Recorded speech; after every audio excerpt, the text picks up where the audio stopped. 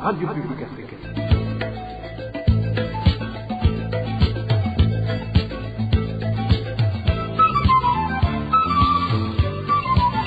Radio Publique Africaine.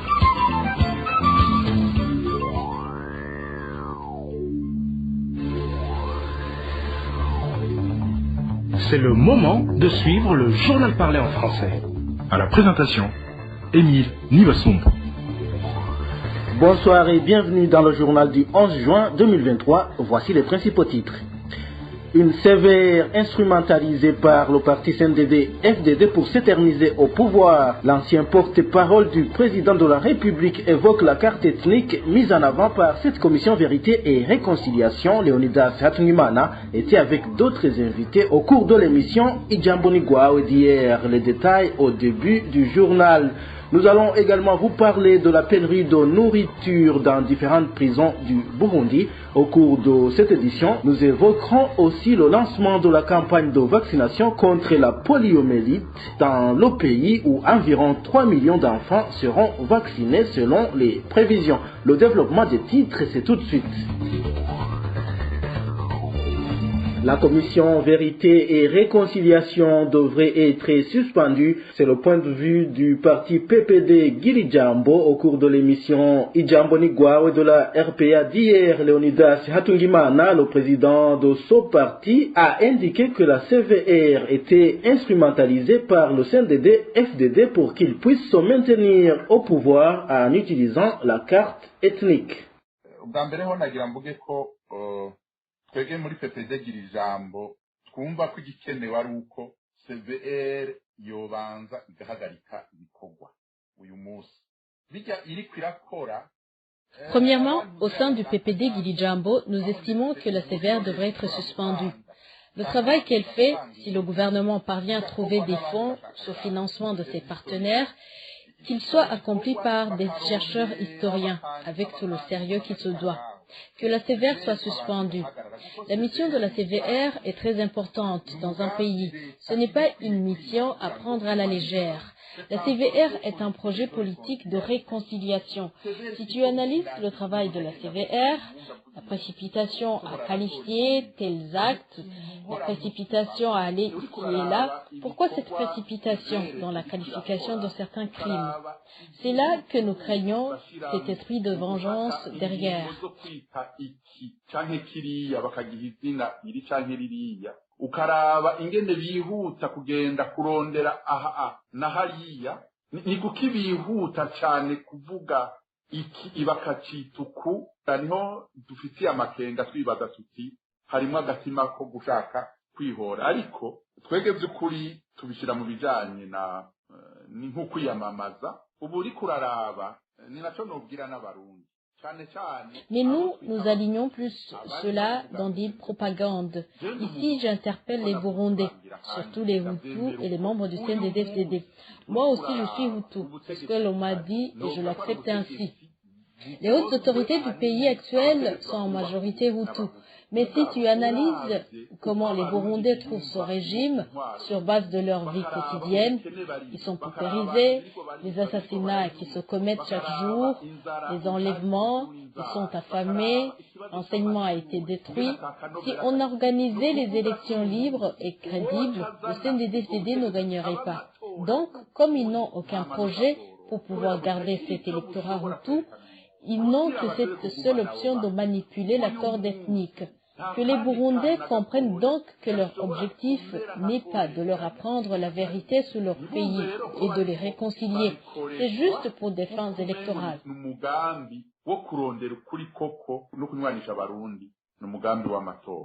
La CVR qui aboutira à la mission lui assignée doit être conforme à l'esprit et au modèle d'Arusha. Luc Rukingama, un des participants aux négociations qui ont abouti à cet accord d'Arusha, trouve que la seule voie est le dialogue inclusif pour que les Burundais se conviennent encore une fois sur la façon de gouverner le pays dans l'intérêt de tous.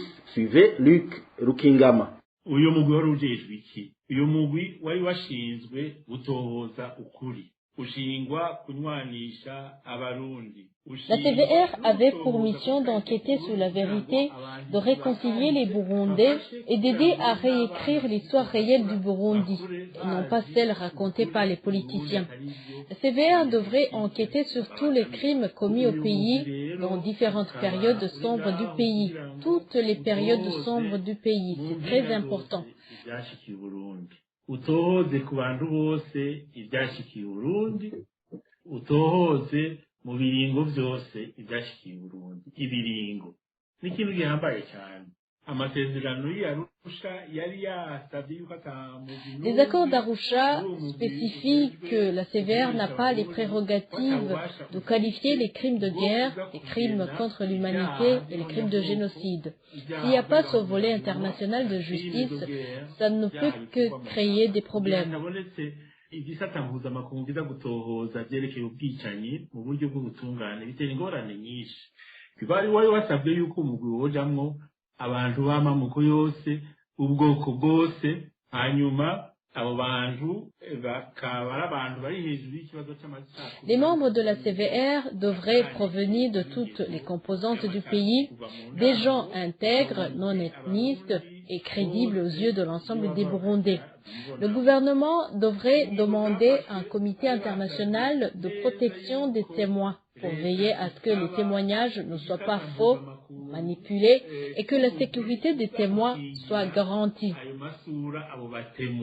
Kugira bashobore kuvuga kugira ngo nabo nyene bavugishe ukuri kugira amajambo baza kuvuga zire nk'urudandazwa gikurondera amahera bahabwa n'umugambi uri ku butegetsi mugabo ntibagire ubwoba bwo kuvuga ngo ninavuga baranyicana kandi ntabuhandwa ku rurimi ibirenge bihari.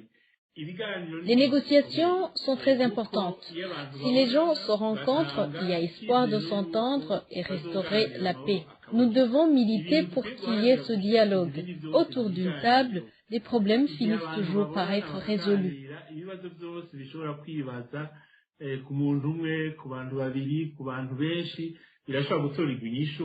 Le parti MSD est également pour la voie du dialogue afin que le Burundi soit encore une fois sur la voie de la démocratie. Son président Alexis Sinduhije rappelle à tous les Burundais que chacun a un rôle à jouer pour que le pays soit tiré du gouffre et ainsi, selon lui, les Burundais atteindront la vérité, la justice et la réconciliation. Mission au départ assignée à la CVR. Suivez Alexis Sinduhije. kirafise ingorane nyinshi mu kahise kandi ingorane zijana n'amaraso abavyeyi benshi baraheka urumva rero ico ni kibazo gihambaye. Le Burundi a de graves problèmes liés à son passé douloureux. Beaucoup de sang a été versé, plusieurs familles endeuillées. C'est très délicat. Pour résoudre ce problème, nous devons dépasser nos peurs et intérêts personnels. Un dirigeant doit mettre de côté ses intérêts et œuvrer pour l'intérêt national. Le Burundi appartient aux Burundais. S'ils continuent à se taire, à tout subir, croyant se protéger, ils se trompent. Le CNDD-FDD ne les épargnera pas pour autant. Il va continuer à les tuer, les paupériser, les emprisonner injustement, les contraindre à l'exil. Il continuera à confisquer tous leurs droits.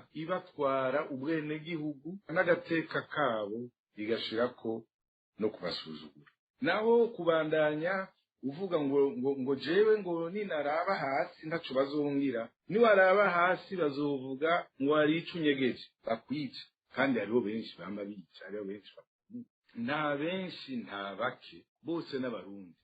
Nous sommes tous des Burundais. Il n'y a pas les plus nombreux et les moins nombreux, des Hutus et des Tutsis.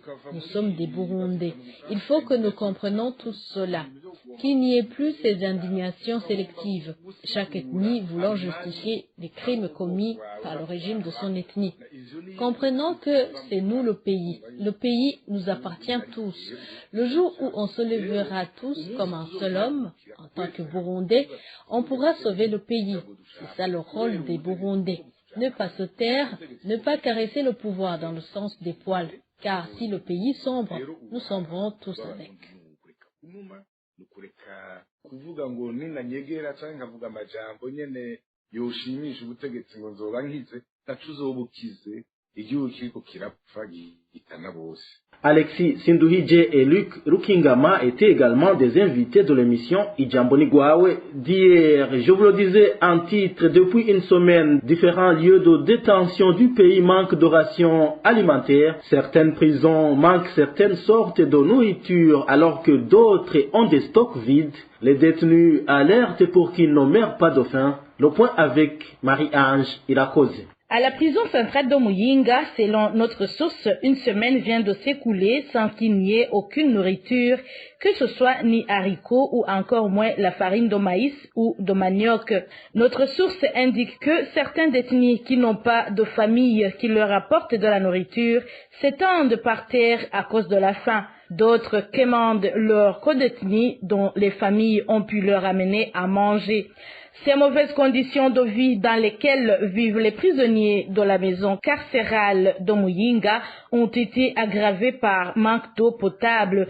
Selon toujours nos sources, ils viennent de passer 5 jours sans aucune goutte d'eau. Aussi, les prisons se trouvant dans les provinces de Ruyigi, Gitega et Ngozi viennent de passer toute une semaine sans recevoir de haricots, alors que les détenus ne mangent que la pâte de maïs ou de manioc avec du haricot.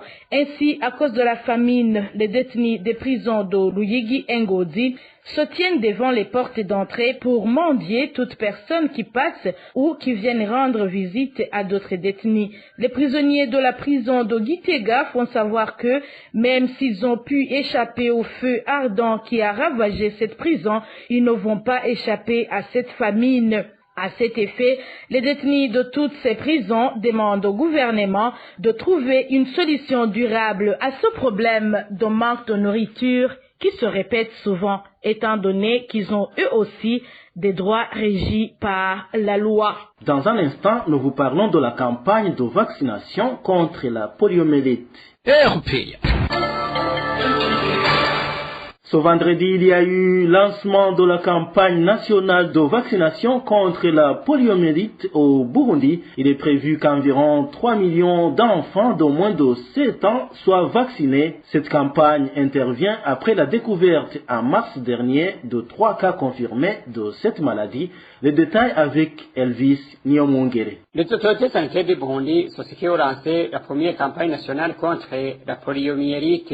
C'était ce vendredi. Il est prévu que près de 3 millions d'enfants de moins de 7 ans vont être vaccinés. Le Burundi, avec l'appui de l'Organisation mondiale de la santé et d'autres partenaires de l'initiative mondiale pour l'éradication de la poliomyélite, a préparé plus de 3,7 millions de vaccins à administrer au cours des 4 jours à venir.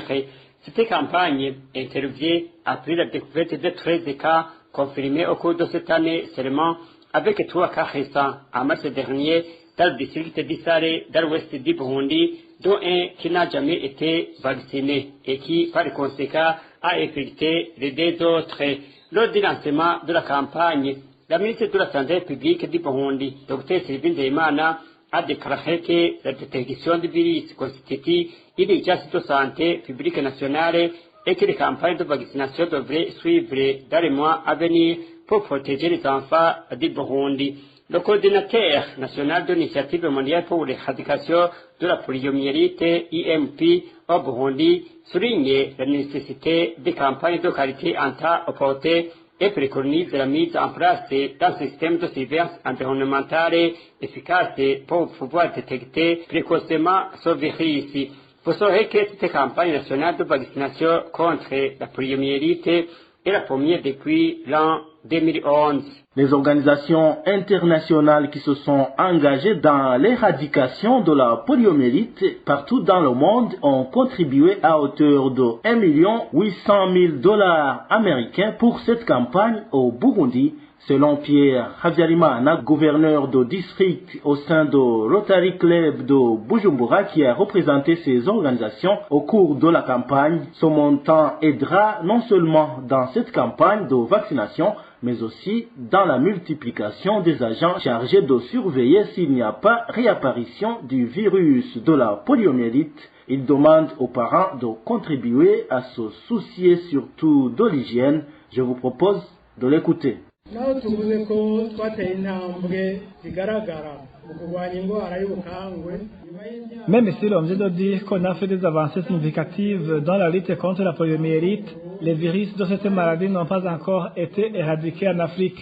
C'est pourquoi nous devons rester vigilants dans notre pays.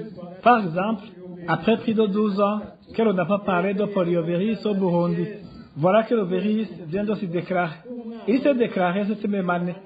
Le 13 mars 2023, le gouvernement a déclaré qu'un enfant de 4 ans a été affecté par cette maladie. C'est pour cette raison que nous sommes ici aujourd'hui. Nous sommes ici pour lancer officiellement la campagne de vaccination des enfants qui sont autour de 2 700 000.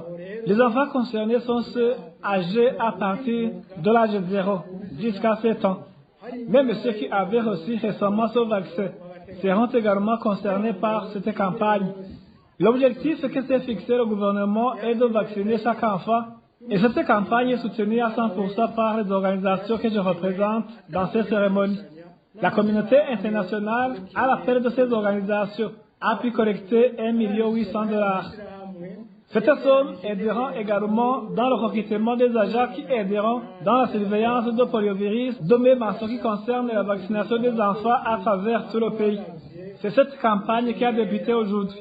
On a beaucoup parlé du vaccin, mais nous demandons avec insistance aux parents qu'ils se soucient d'autres mesures importantes dans la lutte contre les maladies, entre autres se laver les mains avec de l'eau propre et du savon, boire de l'eau propre, manger des aliments bien conservés pour éviter ce genre de virus.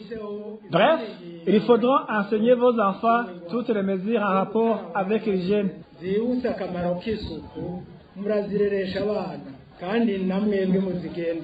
La première dame du Burundi avait également participé dans ces cérémonies. Elle appelle les parents à répondre massivement à cette campagne. Angeline Ndaishimiye a tenu à rappeler que la campagne se fera en 3 phases et la 2e et la 3e phase sont programmées pour le mois d'août, a déclaré Angeline Ndaishimiye que nous vous proposons de suivre. Cette campagne que nous lançons officiellement à ce jour devra se faire en 3 phases et nous sommes appelés tous à répondre massivement à cette campagne et sans exception. C'est pour cette raison que moi-même, je suis venue avec mes enfants pour que je puisse vous servir d'exemple et montrer que même la famille présidentielle soutenons cette campagne. Cette première phase qui débute ce samedi 10 juin devrait prendre fin le 12 du mois courant. Nous invitons les Burundais pour qu'ils répondent également nombreux à la 2e phase. Les 2 phases se feront au mois d'août. Que les parents répondent massivement à cette campagne pour donner la chance à nos enfants de grandir avec une bonne santé. Puisque nous parlons santé, c'est un ouf de soulagement pour les réfugiés du camp d'Onduta en Tanzanie qui étaient sous la responsabilité de l'ONG Red Cross en ce qui concerne les soins de santé. Ces réfugiés indiquent que Red Cross recevait un nombre limité de patients par jour et que la plupart d'entre eux retournaient chez eux sans être consultés, ce qui était à l'origine de plusieurs cas de décès dans ce camp. Ils espèrent qu'avec l'ONG IRC qui vient de la remplacer, la situation sera améliorée. Le point avec Onésime Dushimagize. Ceux-là sont certains réfugiés du camp d'Onduta en Tanzanie qui manifestent leur joie après avoir entendu que l'organisation Croix-Rouge ne fera plus partie des organisations qui assurent la prise en charge des réfugiés en ce qui concerne les soins de santé. Ils précisent que quand ils étaient sous la responsabilité de Médecins sans frontières, ils étaient bien traités et le nombre de décès était simplifié. Un de ces réfugiés affirme que leur situation sanitaire s'est détériorée lorsque la Croix-Rouge a pris la relève. L'organisation Médecins sans frontières faisait correctement son travail dans différents dispensaires du camp. Les réfugiés bénéficiaient d'un bon service. Celui qui était dans un état critique, ne pouvant pas se déplacer, MSF dépêchait une ambulance pour le prendre et il bénéficie d'un traitement spécial. On était vraiment contents. Mais avec la présence de la Croix-Rouge, la situation a changé. On a enregistré beaucoup de cas de décès suite au manque de traitement. Ils avaient un nombre limité de patients à traiter par jour. Beaucoup de patients étaient renvoyés à la maison sans être consultés. Même les cas graves étaient chassés des structures sanitaires du camp sans être traités, ce qui était la principale cause de plusieurs cas de décès.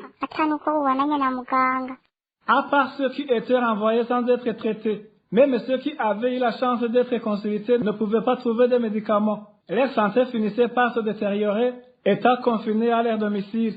Un de ces réfugiés indique que certains patients étaient alors obligés d'aller consulter les guérisseurs traditionnels ou les féticheurs, ce qui entraînait beaucoup de cas de décès.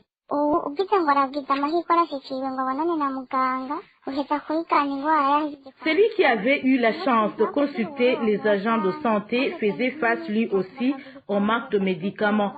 Souvent, on te dit de rentrer à la maison et de revenir après 3 jours pour prendre les médicaments. Imaginez-vous un tel scénario pour un cas de maladie grave. Beaucoup de gens perdaient la vie de cette manière.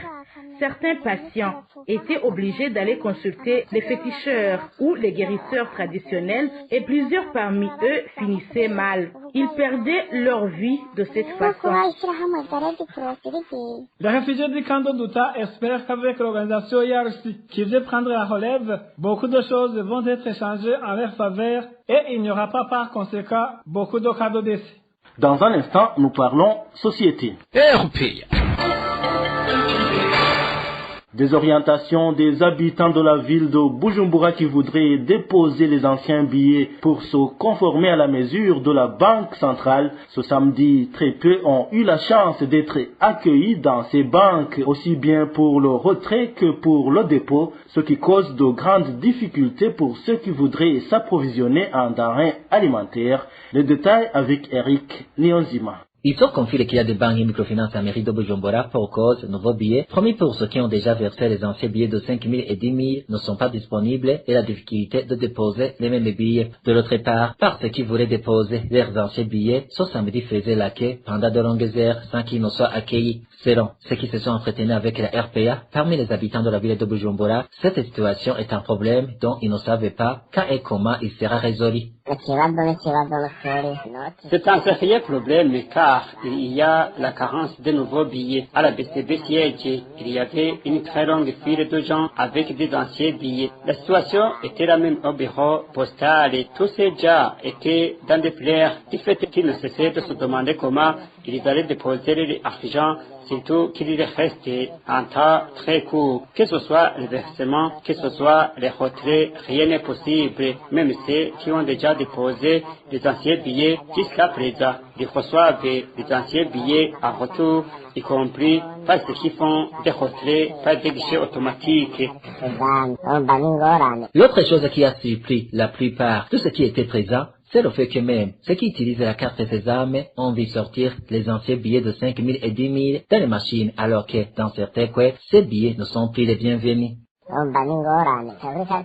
Vous comprenez que c'est un problème. Même ceux qui utilisent les guichets automatiques n'obtiennent que les anciens billets. En plus, quand les anciens billets sortent, il est impossible de les faire retourner à l'intérieur, ce qui ne fait qu'entraîner les gens à faire la queue pour chercher à verser ces billets afin d'avoir de nouveaux billets. Ces derniers ne sont pas disponibles. Le pire dans tout cela, c'est que même les agents de banque renvoient les clients à les activités à les obligeant à utiliser les anciens billets.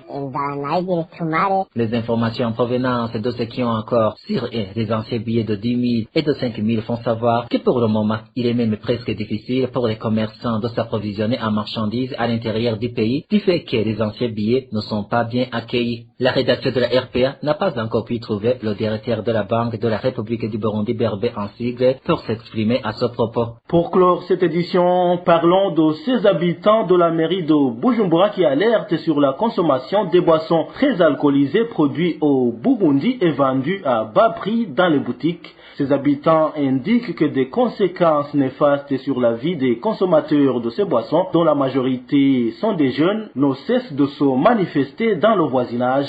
Suivez certains citadins qui se sont entretenus avec la RPA. En Ngagara, Buyenzi, Buterere, Kamenge et Kinama, il y en a beaucoup dans des boutiques. Les plus grands consommateurs sont des gens de faibles revenus et les consomment sans avoir au moins mis quelque chose sous la dent. Si tu rencontres une personne qui vient de terminer la consommation, elle n'est plus la même. Ce qui est aberrant, c'est que même parmi les consommateurs, il y en a des policiers. Je demande au gouvernement de bannir ces boissons très alcoolisées et moins chères en les retirant des boutiques. Aussi, qu'il demande aux fabricants de ces boissons de produire des boissons à vendre dans des bars ou des hôtels à un prix élevé. Cela peut aider à ce que les gens de faibles revenus ne puissent plus trouver des moyens pour les acheter.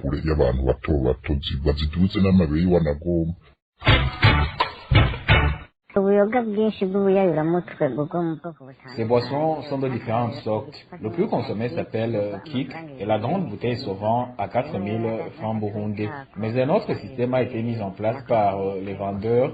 Les consommateurs peuvent trouver pour 500 ou 1000 francs burundais. Ils mettent ensuite dans des bouteilles en plastique appelées Energy et cachent ce qu'ils consomment. Notre souhait est que le gouvernement priorise le bien-être des citoyens en interdisant la vente de ces boissons. Les jeunes consomment beaucoup ces boissons et deviennent des désœuvreux. C'est aussi le cas des pères de famille qui deviennent inconscients et ne sont plus capables de faire vivre leur famille.